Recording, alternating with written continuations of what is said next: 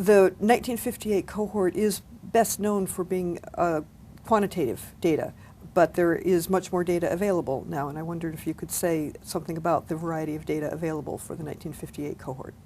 Yes, so recently we've archived a whole series of qualitative interviews that were carried out with members of the 1958 cohort when they were age 50.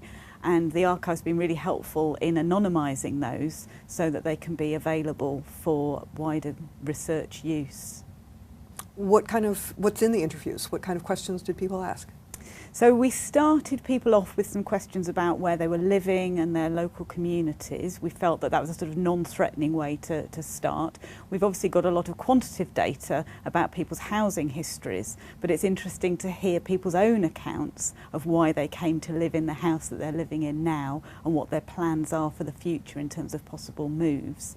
And we then moved on to ask people about their life over the last week, so to get a sense of what their main sort of leisure or social activities are. And clearly there were some people talking a lot about the voluntary work they do, or sort of more formal clubs and associations, evening classes, and other people talking about sport or just having fun watching telly with their family. So that's a whole phase of the interview.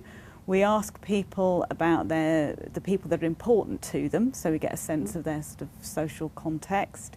And then we go on and ask people to tell us the story of their lives.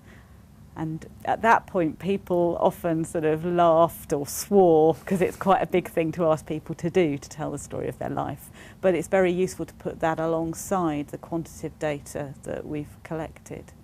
And then do you know other things about how, what people thought their lives might turn out like? So people often, when they talk about their life story, focus on the sort of adolescent years. And so you get some material there about people saying what they'd hope to do, their aspirations, what jobs they'd hope to do. But there's also another really nice resource as part of the 1958 cohort, which is that when the children were 11, back in 1969, they wrote essays about imagining their life at age 25. So there's a lot of material there, you know, sort of short essays from each child, but on the whole, a lot of information about children and their views of adult life. So you do know enough to be able to, for a given person, at least for some subset, they've written about what their life might turn out like, and then you know a little bit about how their life has turned out with these recent interviews and the quantitative data.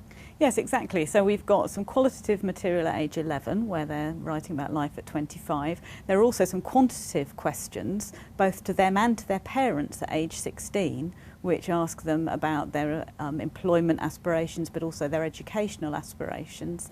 And then we've got the quantitative record of their work histories and life histories through until age 50. And then at age 50, with these 220 subsample of cohort members, we've asked them to talk about their lives. So we've got this sort of richer material about their lives. And it can be linked, so you can track a person throughout the various forms of data. Yeah, so we're aware that some of the people who'd be analysing the qualitative material might not be all that comfortable with negotiating many thousands of variables that we've got in the quantitative data set. So we've constructed a subset of around 80 variables. So we've got all the sort of key things there that people might want. But because every cohort member has a unique anonymised identifier, it means that you can link up the quantitative data to make a longitudinal record, but you can also link that to the qualitative data. I mean, the data have been available not a long time, but at least a short spell now, and you yourself have worked on it. Are there any particular findings or insights that have come from some of the work already that you think are significant or important? I think it's still early days. There's some psychologists that are very interested in the data, and I know that there's one group that's looked at people's aspirations and the way that people are talking about their aspirations as teenagers and then how their lives turn out. And there's also some work that's been done on social mobility by Mike Savage and Andy Miles, who write about the idea of a sort of modest narrative, the fact that people in this cohort are very reticent about sort of boasting about their lives, even those who've been really quite successful. So that's a very interesting qualitative paper in the British Journal of Sociology, where they look at people's life narratives from that perspective. And I suppose I'm aware that for some qualitative researchers it's unusual to do secondary data analysis and they might not be used to getting data from the archive. Could you say a little bit about what the archive can do to support people who might not be used to accessing these sort of resources? Yeah, that's quite true. I mean, the culture of reusing qualitative data until recently probably had lagged that for quantitative, but it's changed quite dramatically in the last five years or so. We're seeing much more activity.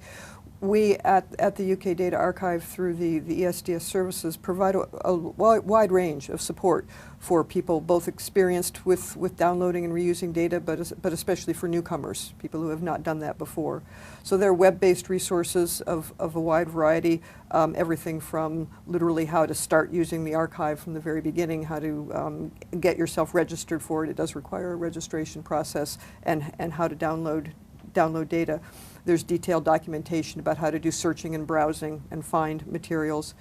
There's also detailed documentation that's specific to every study. So the National Child Development Survey and every one of our studies has got its own package of detailed documentation, which helps people learn the ins and outs of every data set.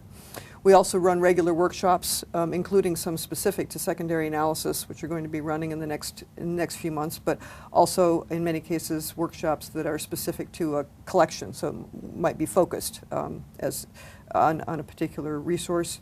There is a help desk email by email help, and also always the phone. We are a service intended to provide support and encourage people to use these resources, so we want people to get in touch however we can best help them. Great. So we just hope people will use this very rich data. We do.